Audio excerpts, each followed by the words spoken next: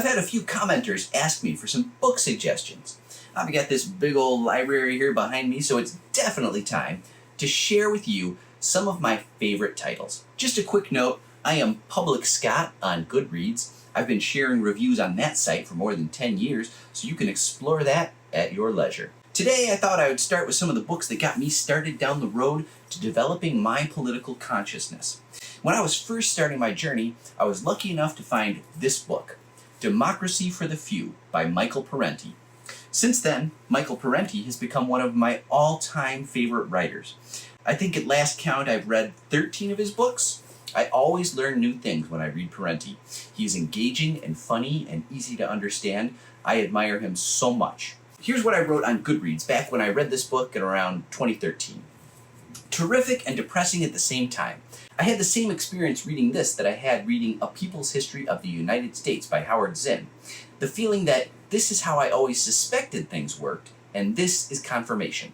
My only critique is that, like People's History, the facts become overwhelming after a while, and it's almost like reading a really long list of everything that's wrong with our system. However, I'd still highly recommend this work to any iconoclast.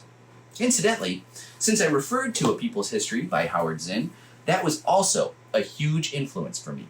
It's a challenge to get through, definitely took me a while, but learning the non-textbook version of American history is so important. The book Lies My Teacher Told Me by James Loewen is another great option for pushing through some of the heavy indoctrination we all get as children.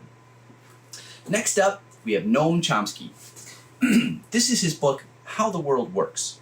Chomsky was recently disgraced with a connection to Jeffrey Epstein and some shady financial arrangements. However, I've learned so much from Chomsky that I can't just say, forget him.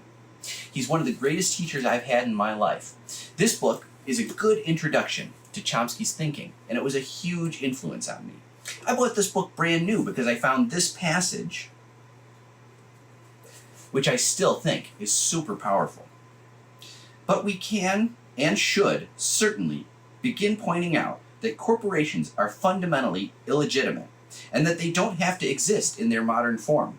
Just as other oppressive institutions, slavery, say, or royalty, have been changed or eliminated, so corporate power can be changed or eliminated. What are the limits? There aren't any. Everything is ultimately under public control. That last bit, that anything can be changed, is an extremely powerful idea. It's easy to let cynicism creep in, the sense that because the system is rigged against people like you and me, that we can't do anything to change it. Don't give in to that kind of thinking. Cynicism is self-fulfilling prophecy. People who don't believe change is possible ultimately don't try to change things. Our system wants us to be cynical so that the unpopular status quo can survive.